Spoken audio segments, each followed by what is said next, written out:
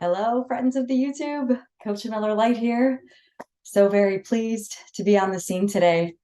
So I have found this new Audible that I'm super excited about. This is The Teachings of Abraham. This is what it looks like on my Audible app. So it's called The Law of Attraction Essential Collection. And it's this super length audio. It's 18 hours, I believe. It has in it the law of attraction, money in the law of attraction, the vortex, and it starts off with the intro to Abraham, which I'm familiar with. But then there's this new audio that is something that is new to me, and I'm so excited about because it's actually new, old audio. So this is back from the same period of time that Abraham recorded the introduction to Abraham. But instead of 3 minutes on the law of allowing, there's an hour on the law of allowing. Instead of 3 minutes on law of attraction, there's an hour on the law of attraction. Instead of 3 minutes on segment intending, there's, can you guess it? Yeah, an hour on segment intending. And so it's all new and it's so exciting and I just love it. So I'm here today to report in on 3 minutes of it. And in 3 minutes of an hour, there's so much goodness. So Abraham is coming into really defining what this law of allowing is. Because what I'm getting, what my life is leading me to over and over, it's like lucky duck keeps coming back around. Same thing keeps coming back around, just a little bit different. And what I'm getting out of it is when I know the laws of the universe, it completely changes the landscape of my life, and so much for the favor because it's coming from within me. But yet there's this time gap. So whatever comes to me today isn't actually my thoughts from today and the vibration I offered from today, but this is actually the past. So what it's all about, well, just getting myself turned in the positive direction. So what do you say? We read the passages because these always turn me in the positive direction. I can count on it. Passages are man, they work. Why? Demands my focus. Demands my focus on the words of the higher frequency, like tuning my radio dial in the car, right? Tune it to the frequency I would like. Well, this is how I tune my frequency one way. Really works dynamically for me. So here we go. We are extremely pleased to discuss this most important topic of allowing. An understanding of the law of allowing, and indeed an application of the law of allowing, will bring forth to everyone that hears and knows and applies absolute freedom in this physical life experience. Now, this sounds pretty essential. If I choose freedom, and I really do, right? Freedom. I choose absolute freedom. So how to have absolute freedom? What they're saying, reversing this equation here, reverse engineer it, how to have absolute freedom in the physical life experience is to hear, know, and apply the law of allowing. So let's go ahead and find out what is the law of allowing. An allower, I choose to be an allower. What is an allower? An allower is one who knows this. I am that which I am, a changing thing indeed. And while I am that which I am willing to allow all others to be that which they are. I recognize that there are not two of us that are the same. I recognize we have many differences. I recognize that there are some things that are even similar. There may be even things that are the same. And in all of our sameness and in all of our differences, I find joy.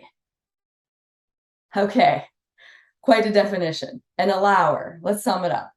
It was CoachAMillerLight summary of what is an allower. Let's see if I got it, what I got out of that.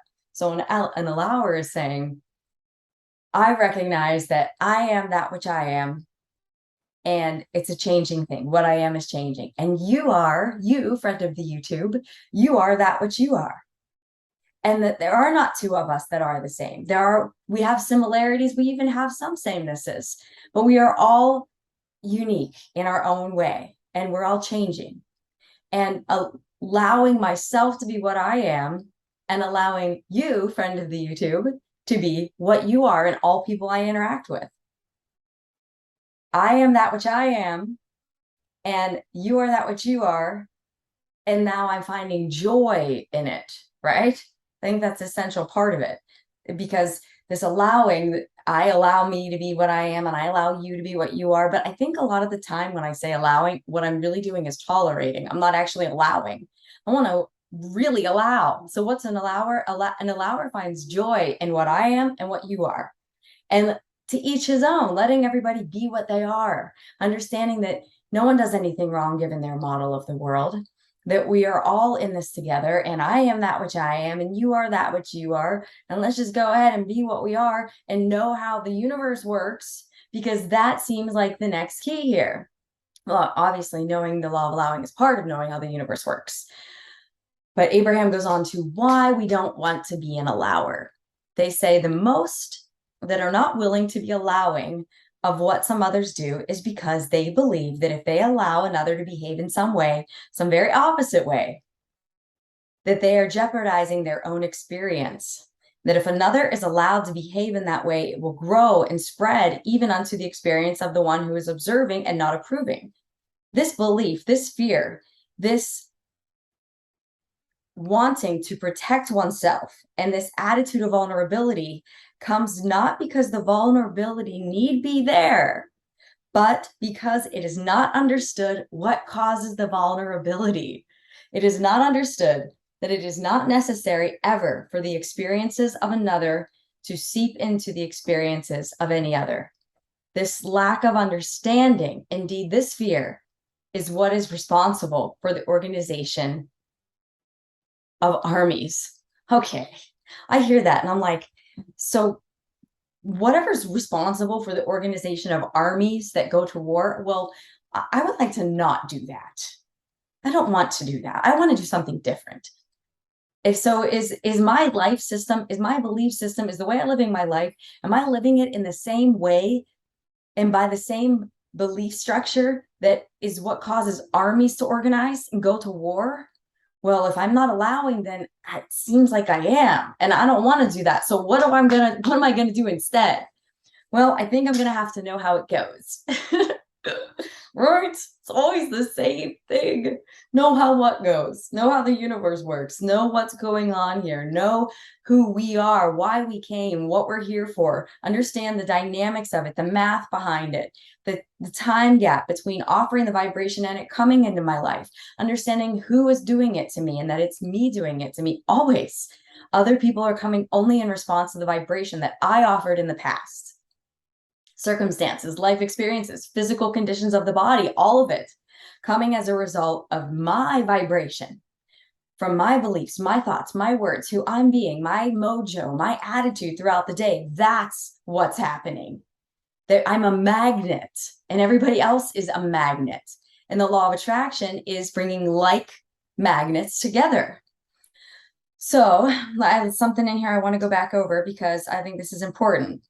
So they say that why don't we want to be allowers? Well, because I think, well, if I allow someone to do something that seems very not positive, like I don't like that, I don't want that, and I actually feel threatened by that, that they will come into my world and then I feel vulnerable. What Abraham is saying is the vulnerability need not be there.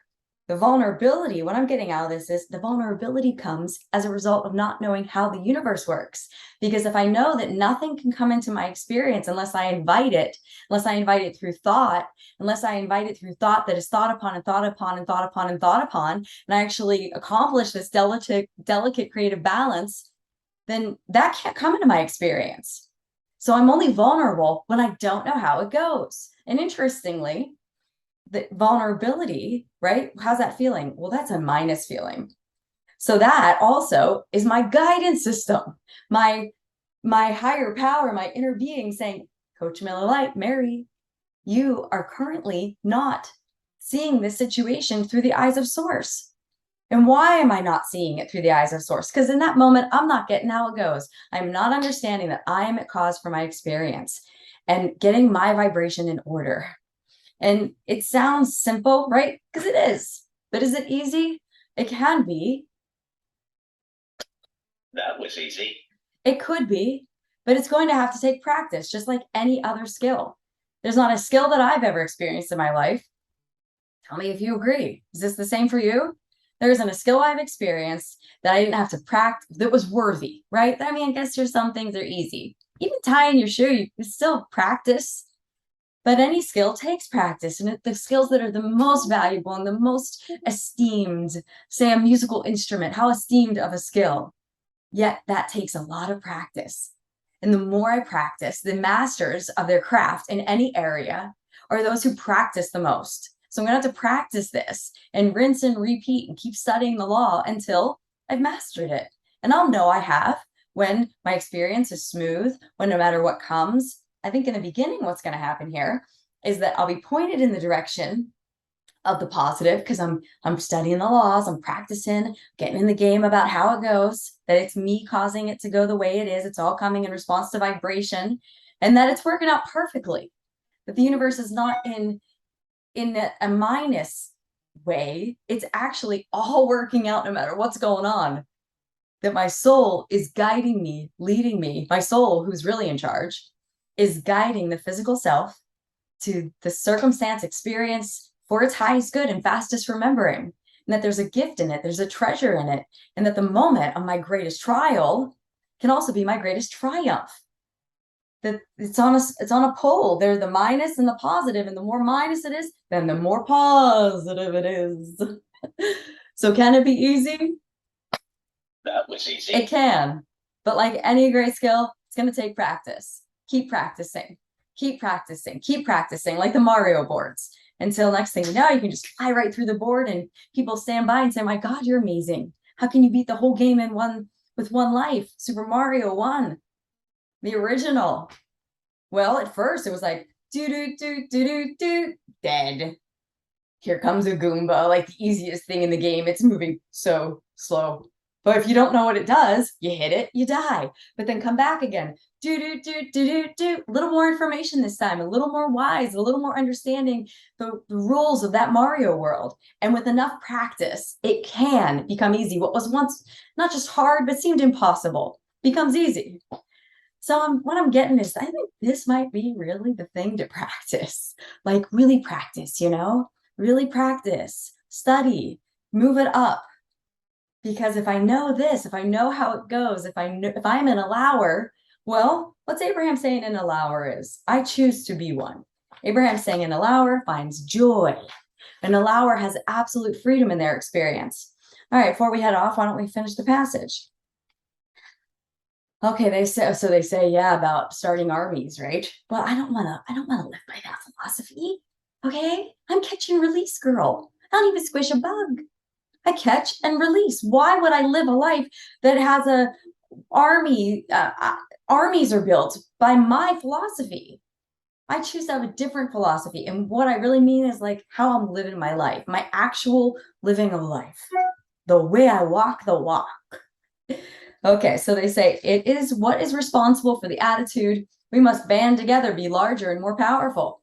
What is, I'm pretty sure I'm coming back to not knowing how it goes. Not knowing how the universe works is what's responsible for armies, is what's responsible for the attitude. We must band together to be larger and more powerful, because I don't know how it goes. I don't know that I'm offering vibration, and law of attraction is arranging the universe, causing all these circumstances and events to come together to say to me, I'm right about my vibration. Yes, you're right, Mary. You're right.